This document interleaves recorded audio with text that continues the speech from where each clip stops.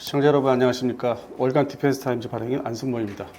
KF-21 블록2의 전력화 시기가 앞당겨졌습니다. 한국 공군의 전력과 향후 수출 일정에 어떤 영향이 있을까요?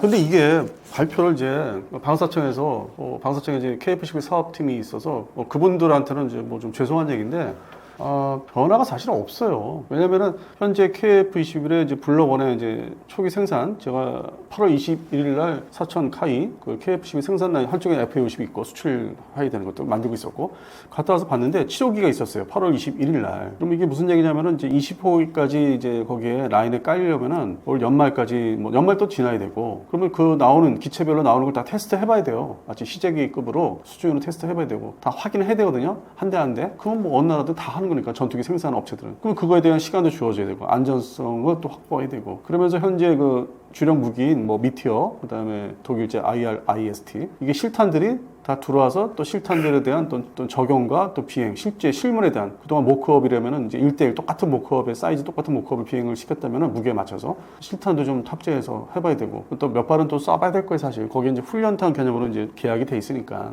그것도 실제 쏴보고 목표물 타겟을 명중하는 것도 봐야 되고 그래서 그걸 또 나중에 영상을 공개하겠지만은 그래서 그러한 과정이 전부 끝내려면 이제 2026년 사실 12월 달까지 가요. 20대를 다 라인에 깔아놔도 그럼 그게 생각처럼 방위사업장이 말하는 것처럼 실전 배치가 바로 안 돼요. 동시에 강릉 비행단이 이제 18전투 비행단이죠. 거기서 그 시설물이 다 깔끔하게 끝내려면 거의 비슷한 시기에 될 거예요. 지금 한참 건설을 하고 있는 것 같은데 이제 외부에 노출 안 되고 있지만 그래서 그러한 것들이 다 이제 하나에 또 만나야 되는데 그리고 우리가 이제 LH나 기존의 뭐 수리원 회기도 그렇고 워낙 이제 방위사업청은 이제 대외적으로 홍보를 참 이제 자기들이 스스로 해야 되는 홍보를 강조를 하다 보니까 그게 다 위에서 보고 있으니까 실무자들은 팀별로 그런 걸 이제 보여주기 위해서 일반 보도문이나 나오는 게 있죠. 사업에 대한 관련돼서. 그러면 이제 마음이 앞서가지고 2026년 12월부터 이게 돼서 생산된다. 근데 실전 배치는 또 다른 얘기거든요. 그게 왜 어디서 보면 알 수 있냐면은 해군의 주요 전투함들을 보면은 그 건조식이 있지 않습니까? 건조식이 있고 해군 인도식이 있고 해군이 또 전력화 3단계가 있어요. 이 3단계. 전력화까지 가려면은 보통 2년 걸리더라고요. 물론 이제 해군의 수상전투함의 규모, 사이즈가 또 워낙 사람도 많이 생산하고 하기 때문에 이제 그럴 수밖에 없는데 전투기도 마찬가지로. 그거를 양산 끝내서 시험 비행 테스트하고 그걸 또 이제 끝났다 싶으면 이제 공군에 넘겨주면 초도 그 새로운 전투기니까 그 교관 조종사들이 또 제대로 이게 적응을 해야 되니까 또 타봐야 되고 또 그 현지에서 부대 현지에서 그래서 또 그게 뭐 한두 달 걸 수도 있고 그리고 이제 실제 조종사들한테 넘겨줘야 되고 그다음에 전술 개념 근데 그 단계가 1년 걸리고 보통 시제품들 초기에 나오는 초도 제품들은 초도 제품 넘어가는 게 보통 많이 만들어 4대 상징성 있게 그리고 강릉 비행단에서 이제 공개를 해야 되잖아요. 일반 언론한테. 그럼 그게 20대가 이제 있을 수가 없고 4대를 받은 상태에서 공개를 할 거라고. 그게 이제 블록 1이에요. 무장도 같이 옆에 나열해서 공개를 하겠죠. 그래서 이게 블록 1이 2026년 후반기 가서 실전부대에서 실제 공개가 될까? 저는 아직은 좀 의문이고 지금 현재 2020년 10월인데 얼마 안 남았죠. 2026년도. 그런 측면에서 블록 2를 지금 얘기하는데 이게 마음이 급하잖아요. 이거 뭔가 실적을 내서 보여줘야 되는데 일반인들한테, 그다음에 윗사람들한테. 그래야 자기들이 인정을 받는 거니까. 공무원들 세계도 똑같으니까. 그러다 보니까 블록2를 이제 앞당겨 얘기하는 게 자기들도 이제 생각을 못한 게 그동안에 장거리 공대지 2 미사일, 한국형 타우러스 미사일만 강조를 했어요. 우리 이거 만들 것이다. 개발할 수 있어. 그래서 이제 그거를 내세웠는데 이게 이제 전투기를 많이 홍보하고 장공지 2를 홍보를 하다 보니까 숨겨져 있는 게 지나온 게 재래식 폭탄, 무유도 로켓탄, 그다음에 GBU 시리즈, 레이저 유도 폭탄, 그다음에 GPS 유도 폭탄, 제담 시리즈. 이게 기본 그 무장인데 공대지 무장인데 이거를 놓쳤네. 이것도 홍보거리. 요걸 홍보하자. 장공지 2라고 하는 그 공대지 미사일은 어차피 2032년도가야 양산을 시작할 테니까 그 전엔 뭘 해먹고 살지? 전투기는 또 블록 2도 나오는데 그 전까지 뭘로 버텨야 돼? 그럼 이거지. 그럼 보통 최대 사거리가 길어봤자 40km짜리 이제 유도 폭탄들 최대 길어봤자 이거라도 좀 해먹자, 홍보하자, 알리자. 그렇게 해서 나온 게 전력화가 앞당겨진다가 이제 그런 거예요. 공대지 무장이야 일찌감치 배치가 되죠. 거기에 맞춰서 블록 2가 나올 때 그 전에 테스트를 끝낼 거예요. 이제 그거를 강조하는 거예요. 테스트를 끝내겠다. 기존에 우리가 운영할 수 있는 유도 폭탄들이나 재래식 폭탄들, 범용 폭탄이라고 하죠. 근데 사실 그것도 중요하긴 해요. 왜냐면 이번에 이스라엘이 하마스를 이제 공격할 때, 공습할 때 지금 며칠 전까지도 영상이 있었는데 계속 하잖아요, 공습을.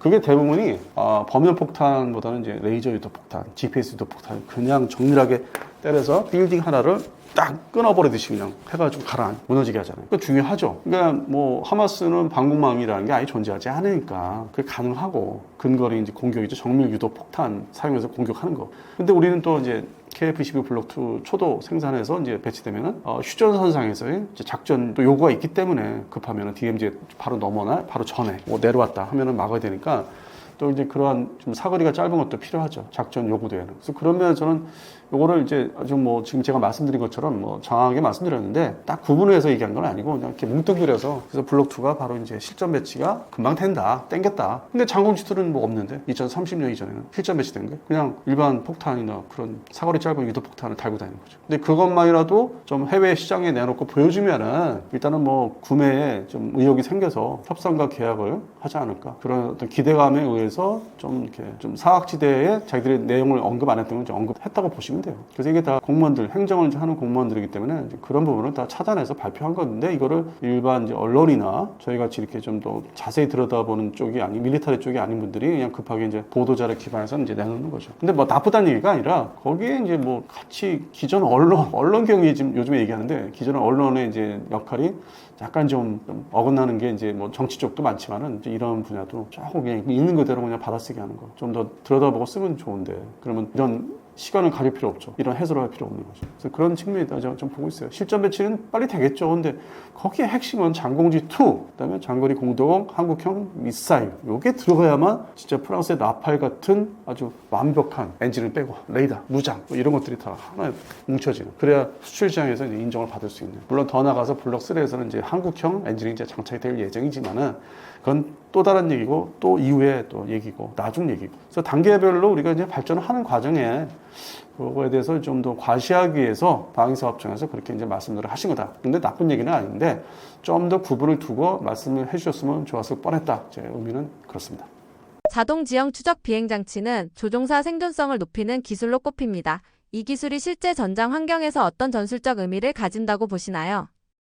상대방의 방공망이 좀 허접할 때, 뭐 쉽게 얘기해서 탑건 2를 보시면은 초반부에 슈퍼넷이 계곡사이를 이제 비집고 저고도 비행, 일종의 저고도 비행을 한 거거든요. 지형 지물을 이제 회피해서. 그러다가 이제 목표물에 가까우니까 급상승을 하고 결국 레이더에 노출돼서 그게 4.5세대 전투기가 노출이 돼서 이제 영상을 보면 이제 SA3급의 미사일에 이제 격추들이 되죠. 그래서 일정 그 작전 들어갔을 때는 좀 일부분은 필요한데 그게 어떤 전적으로 믿을 만한 뭐 그런 전술에 해당되지는 않는다. 그래서 저는 개인적으로 그것도 기술도 필요하지. 뭐 어떤 상황에 따라서. 그다음에 이제 우리 수출 도입을 한 나라에 따라서는 상대방이 이제 뭐 대게릴라전에 대한 공습을 한다든지 그럴 때는 이제 중고도 이상의 방공망이 없으면은 충분히 이제 그렇게 들어가서 칠 수 있으니까 은닉을 이제 하고서 좀 피해서 그 지형지물을 활용해서 그런 면에서는 이제 수출되는 전투기에 이제 그 기능이 필요하죠. 근데 한반도에서는 그러한 시대는 이제 지나갔다는 거. 지금 스텔스 전투기 도입한 이유라든지 한반도에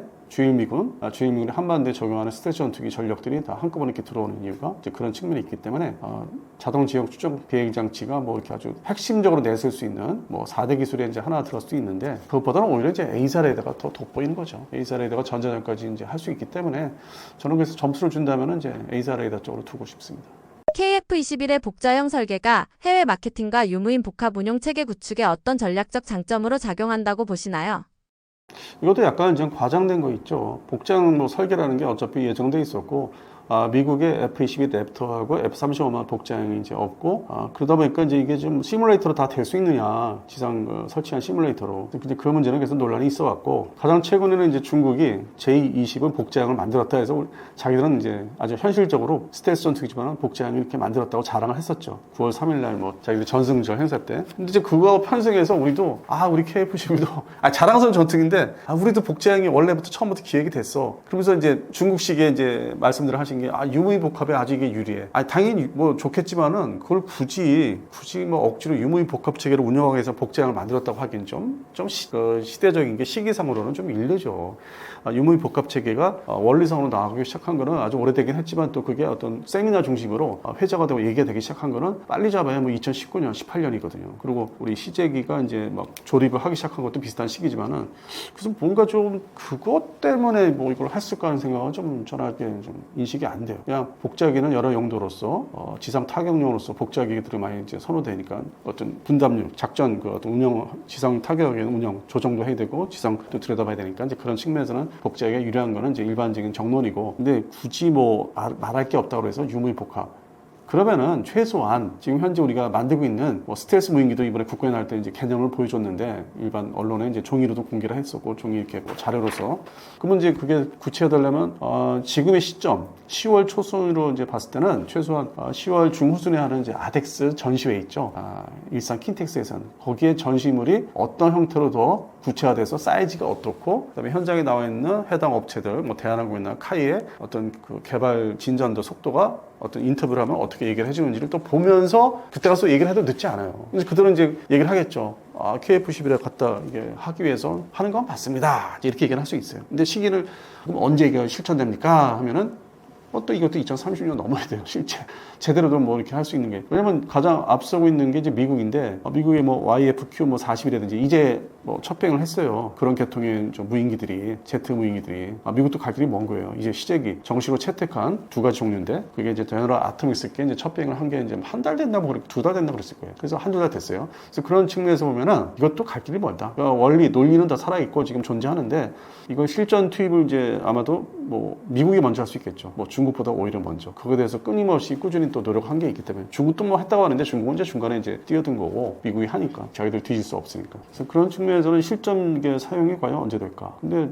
가까운 근래에 이게 할까? 아직은 그게 일반화되지 않았는데. 그래서 KF-11의 복제하기에다 갖다 붙인 거는 조금 약간은 좀 앞서간 얘기가 아닐까. 나중에 이제 시스템을 적용할 수 있겠죠. 그 안에다가. 그 기반이 이제 뭐 이게 앞선 디지털 방식이니까 할 수 있다. 이제 이 정도로 얘기하는 게 맞지 않을까. 충분히 여유를 가지고 있다. 거기에 접목시킬 수 있다. 이 정도만 얘기하면 맞을 것 같아요. 근데 처음부터 유무복합체계를 가지고 나왔다? 왜냐면 2014, 15년도에 KF-21을 이제 복책 사업화 시키기 위해서 할 때 그런 얘기는 없었거든요. 그 당시에는.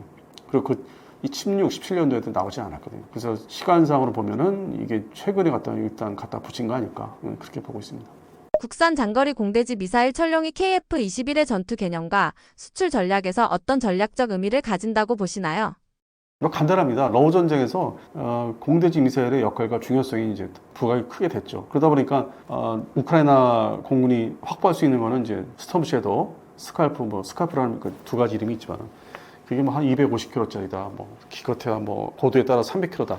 그다음에 두 번째 지상 발사식이 이제 미국제 에이테킴스 지대지 단거리 탄도탄인데 이것도 뭐 처음에는 300km 넘으면 안 된다. 그래서 타격하는데 이제 이 러시아군의 주요 후방 그 지점들을 타격하는데 어려움이 이제 지금까지 있어 왔고, 그러다 보니까 최근 소식은 이제 미국에서 토마호크 크루즈 최대 사정거리가 뭐 2,900km까지 갈 수 있는, 이걸 줘야 되겠다, 줄 수 있다. 근데 반면에 또 독일 쪽에서 이제 타우러스 공대지 미사일이죠, 500km짜리 그걸 줘야 되는데 뭐 계속 뭐 준다 만다.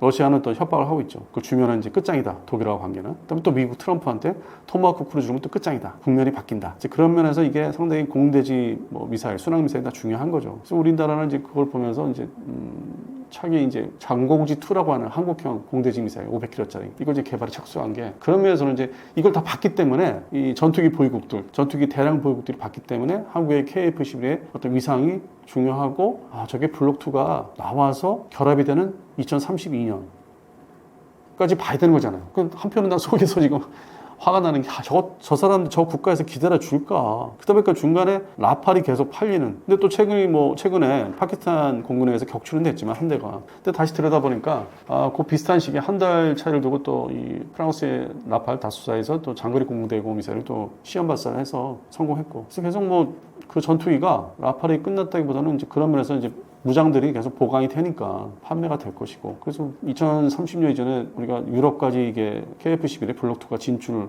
하려면 무장이 중요한데 어차피 이게 개발 기간이 또 있잖아요. 그래서 그 전에 어떤 개필러 역할, 중간 단계로 얘기 나오는 게 우리가 독일제 타우러스를 일단은 수출용 전투기에 장착해서 판매하기 위해서 인티그레이션 하자. 그 얘기로 이제 나왔었어요. 근데 ADD, 국방과학연구소나 나중에 양산할 LIG 넥슨에서는 반대를 하죠. 이게 잘못하면은 자기가 이제 판매가 줄어드니까. 왜냐면 나라에 따라서 타우러스를 사려는 나라가 있을 거고, 한국에 천령 미사일을 살려는 나라가 있을 거고, 양분화돼 버리잖아요. 그래서 우리는 그거를 권유를 많이 받았는데 그 개발을 지금 하고 있으면서 막바지에. 그래서 그냥 천령 미사일에 이제 장공지2에 집중하기로. 그래서 중간에는 우리가 좀 전체 뭐 유럽까지 뭐 동남아시아에서는 제가 이제 팔린다고 좀 얘기했고, 근데 이제 좀 중동을 잘 모르겠고, 중동이 좀 사우디아라비아가 또 이 전투기 도입이 있어서 아주 뭐 야가 빠졌기 때문에 과연 이게 블록2 미사일을 장공지2를 인티그레이션 안 된 상태에서 도입을 할까? 이제 그런 부분이 이제 이게 지역을 벗어나면서 지금 좀 의문은 있죠. 생기고 있죠. 아직은 미지수죠. 워낙 개발 기간이 짧게 잡은 거지만 7, 8년이지만 완성이 다 되고 확증이 되고 인증이 돼서 생산해서 내놔야 되기 때문에 실전 부대 배치를 해야 되고, 그러면 10년 잡아야 되잖아요. 실제 그 나머지 플러스 알파가 3년이니까 그런 부분에 7년 플러스 3년은 이제 그런 기간이니까.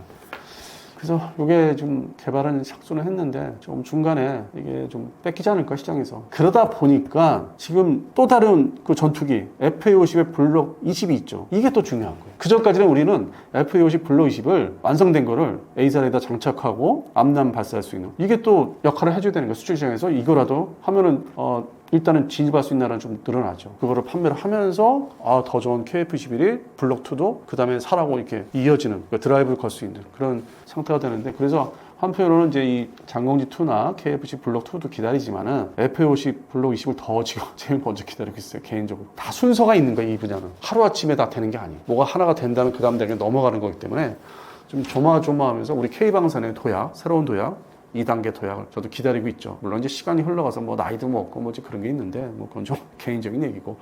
그래서 그런 측면에서는 FA-50 블록 20도 신경 많이 써야 된다는 거죠. 나중에 지금 뭐 우리가 폴란드에서는 팬텀 스트라이크라는 에이사 레이더를 장착해 들어가기로 했는데, 요게 이제 뭐 공중파, 공영방송 공중파에서 비판을 좀 한 프로그램도 있었어요. 뭐 그게 제대로 되겠느냐. 기존의 어떤 뭐 원자 사장님을 이제 비판하기 위해서 이제 그 말을 갖다 끼워놨는데, 좀 그건 좀 그렇고. 그래서 한편으로 이제 우리 LIG 넥슨에서 국산 레이더가 이제 A사 레이더가 또 있기 때문에, 그래서 상황에 따라서는 국산 레이더를 또 인티그레이션을 해야 되지 않을까. 그래서 그것도 좀 과제라고 좀 보고 있어요. 뭐 KF-11의 블록 2 얘기도 했지만은 현령 장공지 2도 얘기하고 했지만은 그 전에 FA-50도 좀 더 신경을 더 써서 이게 플랫폼 두 가지 가지고 똑같이 잘 해야 된다. 두 개 다 팔 물건인데 그 전에 선택될 수 있는 거는 FA-50 블록 20이 더 먼저 선택이 된다. 시간상 이렇게 나눠져 있습니다. 이게 먼저다. K방산에 있어서.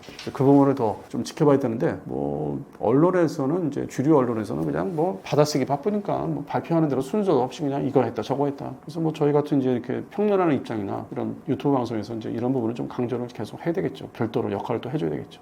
KF-21의 내부 무장창과 스텔스 개조가 추진 중인데, 이 부분이 수출 경쟁력이나 기술 자립에 어떤 영향을 줄 것으로 보시나요?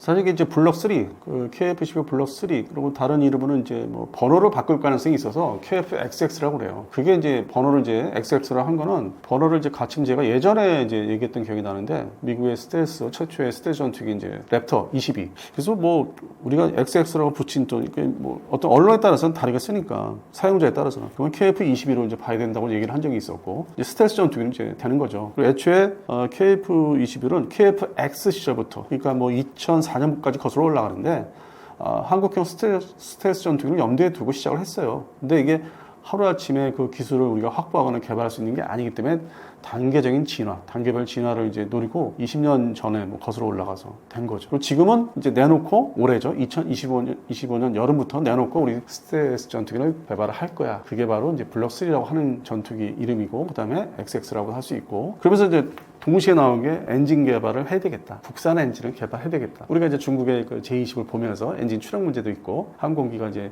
무게 중심이 더 늘어나고, 내부 무장창 들어가니까 이제 여러 가지 변화가 있잖아요. 외형적으로 큰 변화가 거의 없어도, 왜냐면 외형 디자인은 이미 스텔스 외형 디자인을 설계해서 출발했기 때문에 그 내부에 전자장비나 레이더, 그 연동된 시스템, 뭐 전자전 장비, 그다음에 내부 무장창에 연동된 거, 그다음에 밀어내고 뭐 이런 거, 그거를 이제 내부 속을 다 갈아 엎어야 되기 때문에, 그다음에 스텔스 도료 문제도 있고, 그래서 그런 문제를 이제 개발해서 블록 3가 나오는 거기 때문에 엔진이 또 중요하죠. 그 담보가 되는 그 어떤 전력 문제라든지 추력 문제 더 늘어나니까, 이 이륙중은 최대 이륙중에 늘어나기 때문에 내부가 다 갈아 끼워지니까. 그래서 엔진 개발을 동시에 이제 추진하는데, 이것도 이제 시중에 너무 이제 과장되게 언론 홍보를 했었죠. 2024년도에 중심으로 하반기에. 근데 다행히도 지금 2025년 여름을 이제 맞이하면서 해당되는 그걸 원하는 업체, 특정 업체에서 솔직하게 얘기를 해줬는데, 그게 뭐냐. 기존에 이게 전체 전투기 규격을 바꿀 수 없기 때문에 스텔스 전투기로 진화되더라도 단계적인 엔진 추력을, 이제 기존에 엔진 규격이 있지 않습니까? 그러면 F414 한국형 K 버전인데 KI 버전. 요걸 기반으로 추력을 더 늘리는데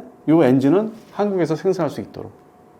그래서 일종의 국제 공동개발 형식으로 이제 있어요. 묶여 있어. 얘긴 기본적으로 10년 전에 돼 있고, 근데 지금 이거를 가지고 이제 해당되는 업체, 그 제너럴 일렉트릭하고 이제 얘기를 발전시켜야 되는데, 우리가 많은 퍼센테이지가 높은 기술을 받아야 돼요. 이게 단순히 뭐 터빈 블레이드 엔진을 견딘다 이 문제가 아니거든. 이거는 두산 에너빌리티에서 혼자 자기가 잘하는 것만 얘기하는 거지, 전체적인 구성체의 추진력 문제는, 그거를 하는 문제는 다른 거거든요. 공기 흡입부터 해가지고 종합적인 문제거든요.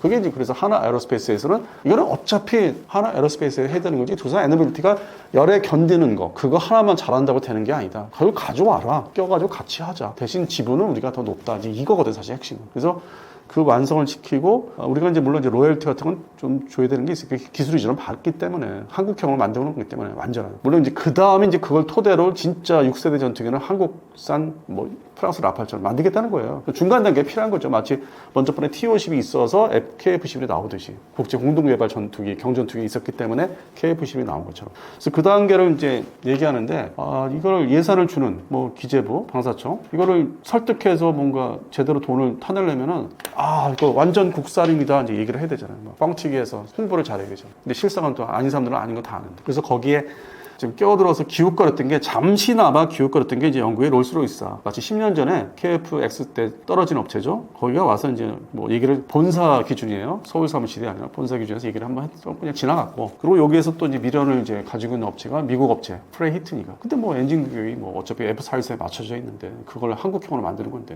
완전. 그러니까 어차피 이제 업체는 정해져 있는 거고. 근데 아직은 좀 미지근해요. 하나 에어로스페이스 쪽에서 이제 두산 에너빌리티도 뭔가 이게 설득하거나 이게 끌어내서 자기 휘하로 둬야 되는데, 그러다 보니까 이제 이거를 두산 에너빌리티는 뭐 그런 막 저항을 하면서 유튜브에다가 내가 다 할 수 있어. 내가 기술을 꾸준히 쌓아봤어. 가스터빈 얘기하면서. 근데 가스터빈 그거 뭐 선박이나 이런 지상에서 그거 가지고 이게 항공기 엔진하고는 차원이 완전히 다르거든요. 근데 이거를 사실 좀 과대 선전을 많이 하고 있어요. 지금 이 시간에도 다른 유튜브를 통해서 하고 있다는 거예요. 실상은 그게 아닌데. 그리고 진정한 또 우리 한국산 엔진은 이제 6세대 전투기 개발할 때, 그거는 이제 2040년이 지나면서부터예요. 그러면 이제 다시 처음 얘기 돌아와서 블록 3는 KF-XX라는 블록 3는 이 블록 2가 양산 다 끝나고 행정 뭐 서류 같은 거 다 이제 이거 다 해서 서류 넣어 끝났어 마무리했어 하는 2032년부터.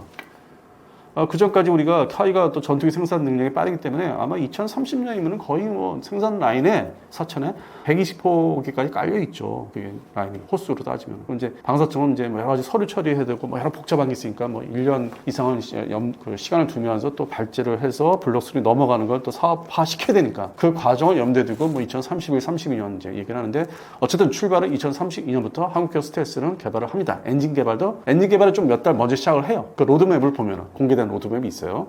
그래서 엔진을 먼저 F414의 한국형 버전을 이제 먼저 출발하면은 이제 32년에 바로 블록 3가 출발해서 2040년도에 완성이 됩니다. 시간은 그래도 넉넉 잡은 거예요. 한 8년 정도는. 그래서 그거를 보면은 또 이제 걱정되는 게 수출이잖아요. 제2도약기, 그 K방산의 제2도약기 이제 2030년 초반이지 않습니까?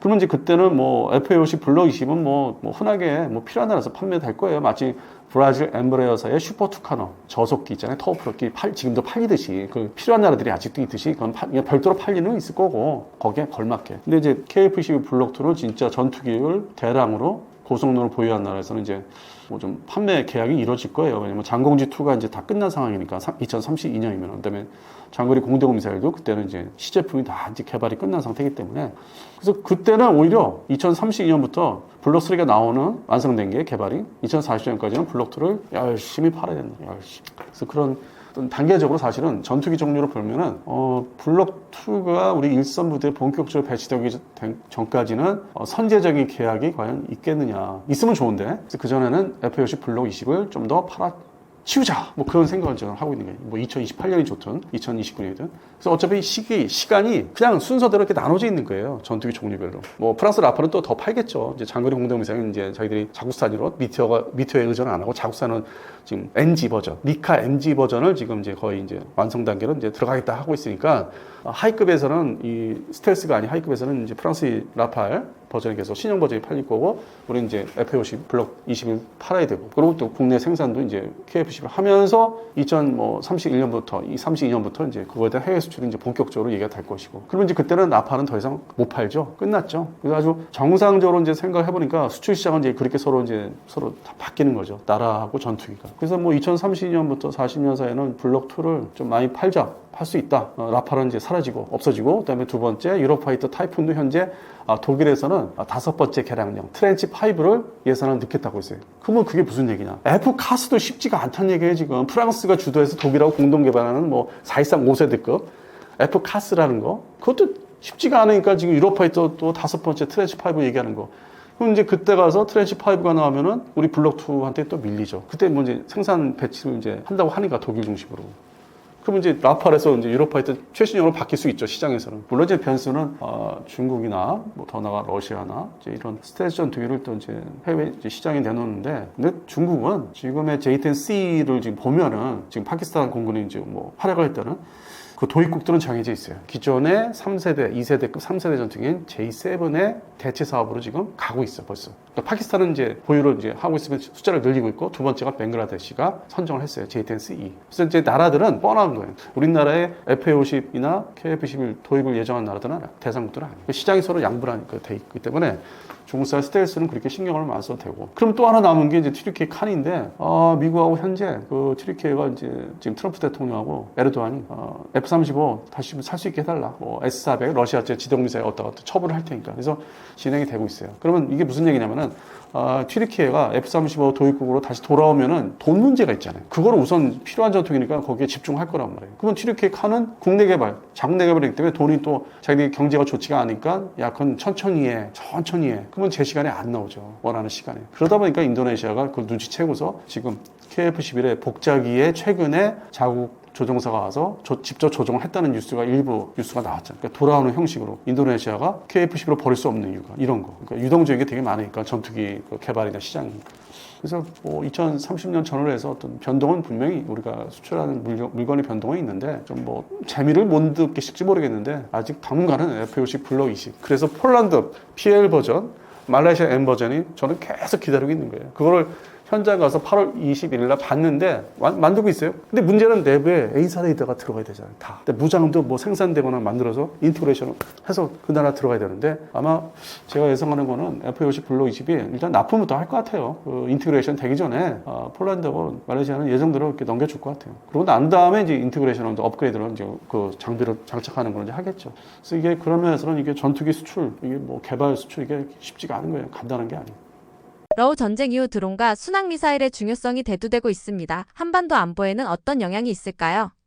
드론 전쟁이라는 게 본격화된 게 이제 러우 전쟁으로 이제 인해서 시작이 돼서 지금도 계속 지속적으로 대량 이제 발사를 하면서 비행을 시켜서 지금 피해가 또 우크라이나가 계속 늘어나고 있고, 또 반대로 이제 이 우크라이나에서는 이제 러시아의 뭐 일종의 전략적인 거점, 그게 뭐 석유 시설이라든지 그 인프라 문제들, 거기로 또 타격을 이제 골라서 하고 있고. 그래서 이게 상당히 현대 21세기 중반의 현대전 무기에서는 상당히 좀 고도화된 무기로 이제 등장했죠. 자리를 잡았죠, 완전히. 그러고 나서 이제 또 이어서 일어난 전쟁이 이제 이스라엘 하마스 전쟁인데, 또 거기에 이제 개입을 했던 이제 이란이 또 이제 보여줬고, 거기는 이제 장거리 드론이죠. 비행 그 거리가 대부분 이제 멀리서 날아오는. 물론 이스라엘 하마스 전쟁 초기에는 이제 하마스 쪽에서 이제 단거리 뭐 일부 드론을 사용한 건 있는데, 대량으로 장거리 드론을 사용한 건 이제 이란이었고, 그래서 그거를 이제 우린 계속 지켜보고 있는데, 한반도에 최종적으로는 이제 이 지구상의 어떤 전쟁의 순서로 보면은 이 지도 그대로 러우 전쟁 시작해서 이렇게 좀 오고 있는 형태거든요. 중간에 이제 양안 대만이 있고 중국과, 그리고 최종적으로 맨 끝에 있는 이제 한반도. 그래서 이게 우리가 이제 위협이 성장을 하고 있고, 조만간 이제 우리한테 닥칠 현실이다. 우리는 뭐 지금 평상시에 지금 연휴라고 해서 뭐 아무 생각이 없는데, 북한이 생각하기에 따라서 이 제한적인 전쟁을 이제 이런 종류의 제한 전쟁을 일으킬 수 있거든요. 기존에는 그 옛날에는 뭐 특수부대를 침투시켜서 일부 간첩 형태의 침투부대를 시켜서 고란해서 사회에 혼란을 많이 줬는데, 뭐 60년대, 그다음에 90년대 말까지 그런 일이 있었죠. 잠수함에 이제 승선해서 잠수함 타고 이제 들어오는. 근데 지금은 이제 형태가 바뀌어서 뭐 인터넷 세상이 된다면 이제 다른 방식. 그다음에 여행이 자유화되면서 다른 방식으로 이제 간첩이 들어왔기 때문에 이제 그거는 중간에 뭐 소리 소문 없이 이제 진행이 됐던 거고. 그리고 이제 연평도 포교, 천안함 사태, 천안함 격침이죠, 피격. 그래서 이제 이 문제가 이제 해상과 이제 수중에서 있었고. 자, 그러면은 앞으로 2025년도 이후에 북한이 도발할 가능성은 전면전은 이제 두 번째고, 일단은 첫 번째는 이제 우리 간을 보려고 하니까 그게 바로 이제 드론 전쟁일 것이다. 뭐 그 전에 있었던 2014년도나 뭐 2023년 4년도 있었던 거는 사실 그냥 RC 개념, 리모트 컨트롤, 조그만 소형 무인기 개념의 정찰, 일반 카메라 이제 장착해서. 근데 그것만 해도 상당히 우리가 위협을 받았죠. 이 정도로 이게 할 수 있다고? 그러니까 어떻게 보면은 이 러어 전쟁이 드론 전쟁보다 우리가 먼저 겪은 거예요. 이게 무서운 거를. 저게 만약에 이제 폭탄, 뭐 수리탄, 박격포탄을 탑재했을 경우에 그 당시에는 2014년도 이후에 2016년도, 17년도 이때는 그냥 상상을 했던 거지 뭐 무기, 무장이 탑재가 돼서 온 게 아니기 때문에 카메라만 이렇게 장착해서 일반 그 DSLR. 그래서 그런 측면에서는 겁이 좀 났었죠, 사실. 저부터. 이게 무기야. 완전 무기화 되면 어떻게 될까? 그러다가 중간에 2022년도 러어 전쟁이 발발하면서 지금까지 그 아주 무시무시한 걸 보고 있고. 그리고 지금 한반도에서는 어떻게 진행되고 있냐. 이제 북한군이 정식으로 파병 가서 거기서 모든 거를 이제 습득해서 그리고 이제 대가성으로 북한의 이제 공장이 이제 설치가 되는 거죠. 드론 그 생산, 대량 생산 공장. 왜냐면은 러시아가 어떤 파병을 해줘서 고맙다는 거는 이제 외형적인 거고, 자기들 속으로는 별도의 공장, 조달할 수 있는 공장이 또 필요한 거예요. 왜냐면은 러시아는 이번에 이거를 어렵사리 휴전을 한다 하더라도 이게 또 제3차, 1차는 이제 2014년도 크림반도였죠. 세 번째로 또 준비를 이제 하려고 할 거예요. 결국에는 우크라이나를 먹어야 되겠다고 생각하고 있기 때문에 휴전을 하더라도 이제 드론이 대세고, 그러다 보니까 드론 무기를 자기 혼자 만들어서는 힘들고, 이란도 어떻게 보면 이제 가면 갈수록 좀 제한적이고, 그러면 제3의 공장이 이제 필요한 게 이제 북한이죠. 그래서 북한에서 이제 뭐 공동 생산이든 독재 생산이든 간에 그렇게 대량으로 만들어서 역수입을 하고, 그러면 또 북한은 그거 가지고 테스트를 해봐야 되죠. 이게 파괴력이 있는 이제 드론을 이제 사용을 해봐야 되니까. 지금까지는 그냥 일반적으로 얘기해서 정찰 드론이었는데, 그런 측면에서는 도발을 할 것이다. 근데 단계적으로 백령도 지역을 아마 테스트 해보려고 할 거예요. 도발을. 우리 수도권에서 멀리 떨어져 있는, 그리고 북한에서는 이제 가깝죠. 그래서 거기로 먼저 이제 시작을 하면은, 그리고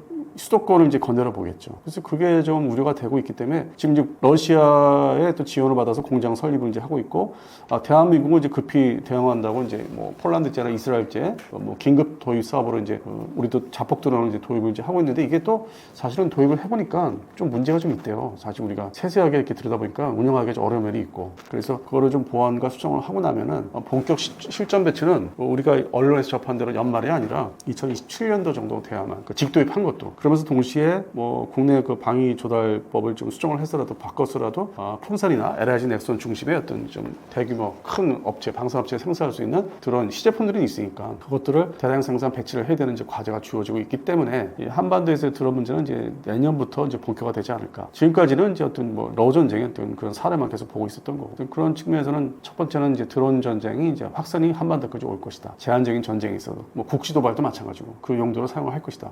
그다음에 두 번째 이제 순항 미사일이, 사실 순항 미사일은 대한민국이 이제 북한보다 먼저 개발을 완료해서 실전 배치를 먼저 했어요. 2012년부터 본격적으로. 그리고 이제 그 당시에 북한은 순항 미사일보다는 액체 연료 주입식의 뭐 탄도탄이죠. 그 사거리가 점점 길어지는, 뭐 결국은 ICBM까지 이제 가는 거지만은, 그다음에 거기에 들어가는 핵탄두. 그 중심에 이제 올인을 한 거지. 자기들이 어떤 군사력에 발전을 시키기 위해서 뭐 미국과 대한민국을 상대로, 일본 포함해서.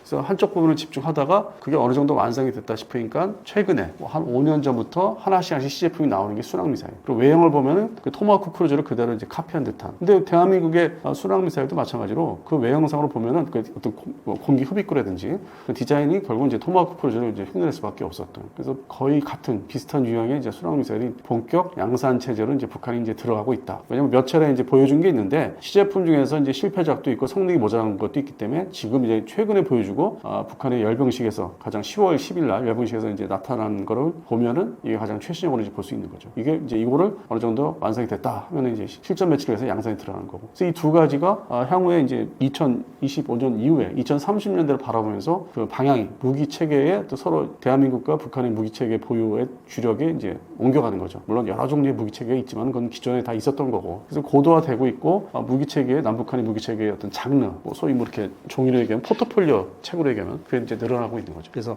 2030년대는 반대로 이제 엔티 드론, 그거를 이제 저지할 수 있는 엔티 드론 방어 체계를 어떻게 가져가야 될까 동시에 고민을 하고 있는데, 아직 군 수뇌부에서, 국방부에서는 일단 자폭 드론을 직도입하는 게 우선이고, 그리고 기존에 제가 이제 평상시 말씀드렸던 UAV, 큰 정찰 드론이라 할 수 있죠. UAV 쪽에 확보가 또 우선이에요. 왜냐면 그것도 지지부진하거든. 그리고 또 예산을 배정하고 계획을 잡은 거는 그게 또 먼저고. 대표적인 게 대한항공에서 지금 이제 만들고 있는 중고도 무인기 도입이 아직 안 됐지 않습니까? 그게 만들고 있기 때문에 한 세트. 그런 부분. 그다음에 차기 군단급 2 이게 이제 완성이 돼야 되고. 그래서 일선에서는 자폭 드론이 문제가 아니라 북한의 어떤 그 장사정포나 미사일, 탄도탄 부대들을 감시할 수 있는 높은 고도에서 그러니까 수시로 그런 어떤 정찰 감시 자산이 더 우선이라는 거죠. 그러니까 우리 국방부 방사청은 사실 숙제를 많이 지금 안고 있어요. 북한은 좀 제대로 딱 독재 체제니까 한 번에 명령 내리면 딱 이렇게 인사천리로 가는데. 우리는 여러 가지 검토도 해야 되고 돈도 마련해야 되고 뭐 많이 이렇게 들여다봐야 되기 때문에 과정도 복잡하고 그래서 그러다 보니까 좀 한 발짝 뭐 반 발짝 좀 느린 감이 없잖아 있습니다. 하여튼 이게 2030년대를 앞두고 정말 새로운 이제 위협으로 등장을 이제 본격적으로 이제 하고 있는 건 사실입니다. 주한미군이 오산에 미국판 아이언돔을 먼저 배치한 배경과 이유는 어떻게 생각하시나요?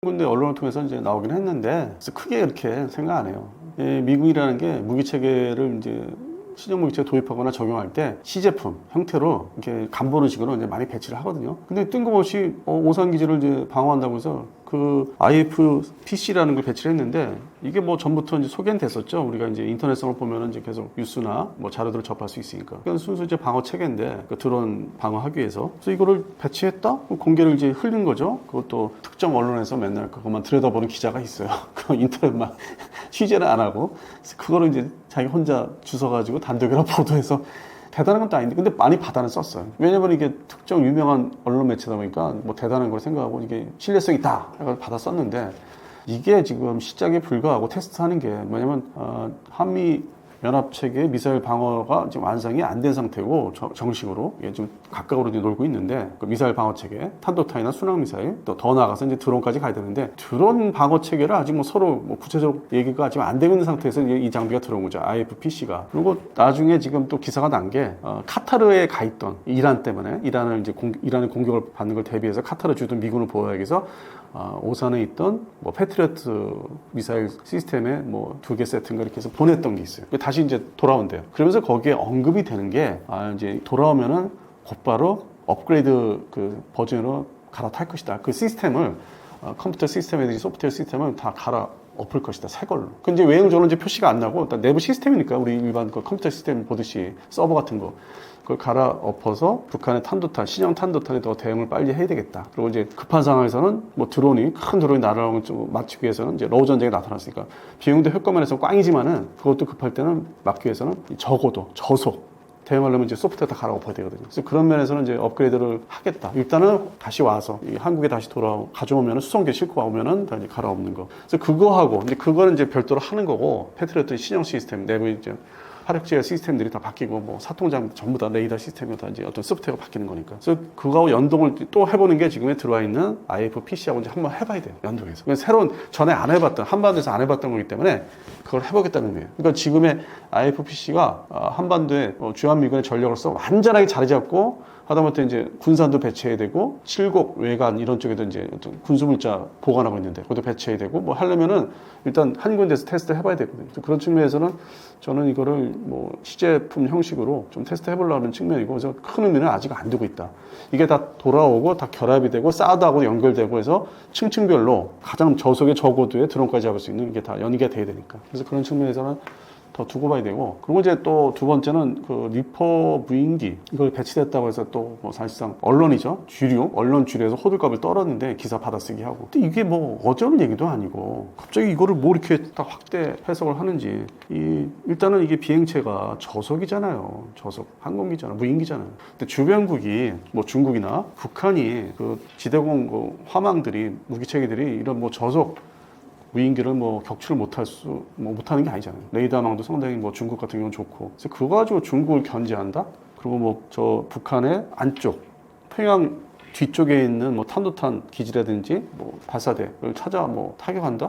과연 그렇게 뭐 이라크나 뭐 아프가니스탄처럼 그게 될까요? 이런 비스텔스의 저속 무인 공격기 가지고. 제가 볼 때는 이거는 타격의 어떤 수단보다는 그 대북 정찰 감시 정찰 능력을 이제 좀 더 보강하는. 왜냐면은 일단은 최근에 그 평택기지 캠프 험프대에 있는 한 거의 30년 사용했던 그 터보프롭 정찰기 두 종류가 퇴역을 했어요. 그래서 본토로 다 가서 이제 모습을 하기 위해서 저장하기 위해서 다 보내고 이제 정리하고 있고 이제 퇴역한 거고, 두 종류를 이제 퇴역시켰고 이거를 공백을 이제 메꾸기 위해서 시중 언론에서는 정확한 용어를 안 쓰고 그냥 얼렁뚱땅 기사를 쓴 내용을 보면은 주한미군 사령관이 신형 정찰기 그거 보강하기 위해서 신형 정찰기 한 종류를 이제 직접 봤다. 이제 보여주니까 사령관한테 보여주고 보고해야 되니까 그게 바로 이제 R 영어 스펠링으로 R5 그다음에 아라비아 숫자 6 RO6 정찰기라고 있어요. 이게 터보프롭 수송기를 개조한 건데 쌍발 엔진 2개짜리고 이게 이제 한 5년 전부터 한반도에서 테스트를 해봤어요. 신형 이제 터보프롭 정찰기죠. 이게 일단은 배치가 됐어요. 기존에 두 종류에서 하나는 대체가 됐고 그러면 나머지 하나를 또 보강을 하려다 보니까 그래서 이제 리퍼가 들어온 거예요. 정찰 감시 정찰 자산으로서. 이 타격은 이제 두 번째 급할 때 뭐 DMZ상에서 작전할 때 필요하겠지만은 이게 뭐 내륙 깊숙이 북한 쪽에 안쪽에 깊숙이 들어간다 뭐 바다를 통해서 간다 하더라도 이거는 이제 스텔스기 아니기 때문에 격추가 가능하고 북한군의 방공망에 걸리면 그래서 일단은 뭐 감시 정찰 대북 정보 감시 정찰 능력을 새롭게 이제 꾸미기 위해서 리퍼가 들어온 거 아닌가 그런 이제 저 개인적인 생각을 하고 있고 다만 이제 이 리퍼의 어떤 그 비행체의 특징은 27시간 장기 채공이 가능하다고 합니다. 뭐 24시간 이상이니까 하루 이상 비행할 수 있는 건데 원리상으로 항공기 원리상으로 그리고 이제 항속거리로 따지면은 그게 1,800km까지는 날아갈 수 있다. 그러니까 여기서 이제 이게 중국까지 감시를 하는 거 아니냐 하는데 중국 감시하면은 우리가 이제 이게 부대가 군산에 있다면은 뭐 오산도 왔다 갔다 하고 수원기지까지 올 수 있어요. 더 나가서 원주기지까지 이제 밤에 왔다 갔다 하니까. 그러면 이게 대북 감시, 정찰 자산인데, 그러면 서해안 쪽에 뭐 중국의 칭다오라든지 뭐 다른 칭다오 이쪽을 이제 함대들이 있으니까 감시할 수 있겠죠. 해상에서. 근데 뭐 중국에 또 감시 자산이 있어서 역으로 또 다 들여다볼 수 있고.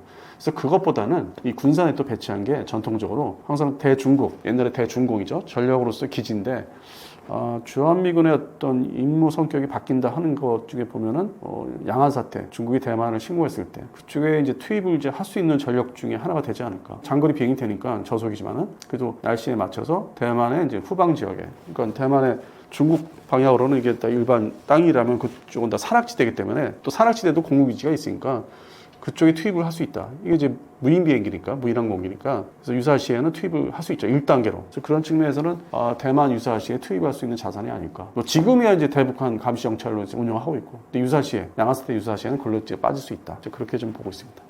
북한이 순항미사일 개발에 집중하는 이유는 무엇이며 이 무기가 기존 방공체계의 어떤 한계를 드러내고 있나요?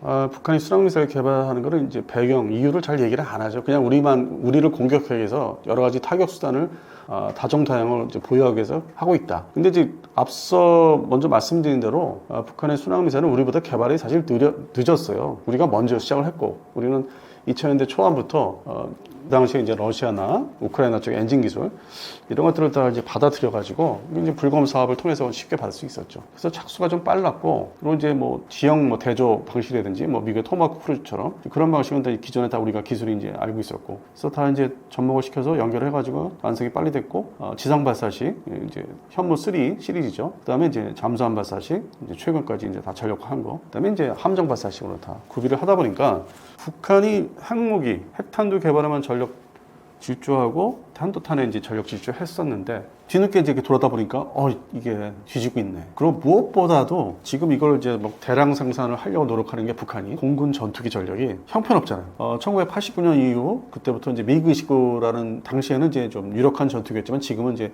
볼품없는 전투기 9세대, 4세대 전투기죠. 4.5도 아니.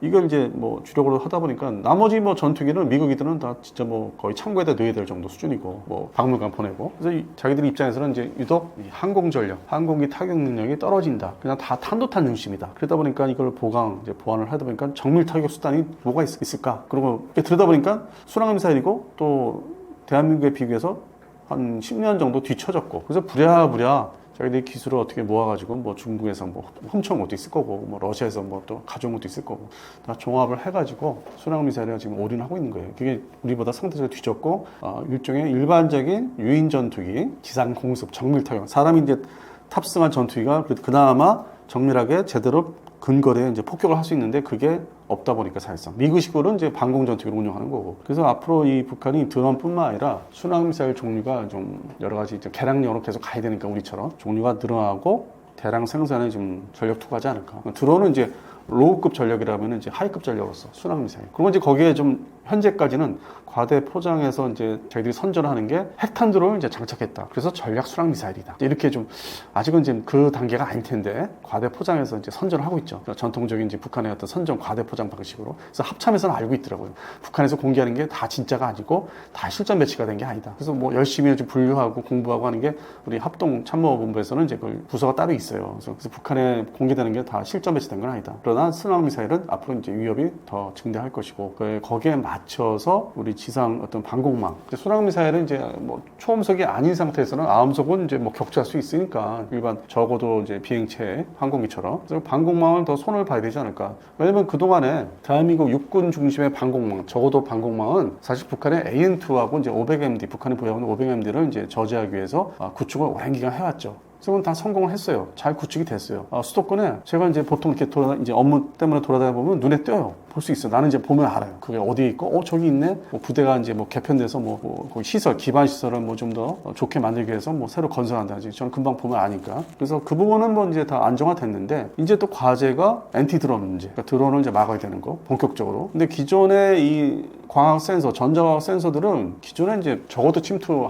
유인 항공기 중심이기 때문에 아니면 이제 게릴라전 그런 중심으로 이제 만들어지고 배치가 됐기 때문에 이것도 한번 갈아엎어야 돼요. 완전 엔티 드론 대응하기 위해서. 그리고 이제 순항 미사일을 저고도에서 이제 뭐 들어오면 우회해서 바다를 우회해서 들어오면 막기 위해서는 추가로 예를 들어서 복합 비용 같은 게 좀 비싸긴 하지 않습니까? 복합 비용을 더 발전시킨 지금 뭐 사우디아라비아에 이제 내놓고 있는 수출 버전들이 있어요. 좀 더 고도화된 게 그런 것들이 우리 한국군도 도입을 해야 되지 않을까? 그래서 우리 연안, 뭐 태안반도가 좀 전략적으로 중요하니까 수도권의 인천 쪽, 인방사각 쪽도 중요하고 태안반도 중요하고 그다음에 저 밑에 울산, 포항 지역도 중요하고 부산 지역도 중요하고 그런 측면에서 뭐 이 초음속 순항이 아닌 아음속 순항 미사일도 대비를 이제 해야 되니까 그건 대량 생산이 될 테니까. 그래서 일부 적어도 대공망은 이제 보강해야 되지 않을까. 또 이게 고고도 방공망, 뭐 사드, 뭐 미군은 사드지만 주한미군은 우리는 LSM 1, 2, 뭐 그다음에 천국 뭐 2, 3 그리고 뭐 북한의 장거리 사정포나 다연장 로켓포 방어하는 이제 적어도 LAMD도 있지만은 가면 갈수록 이 방공망에 투자해야 되는 게 좀 더 늘어나는 거죠. 종류가. 북한은 지금 좀 종류를 또 늘리니까 우리 또 막기 위해서.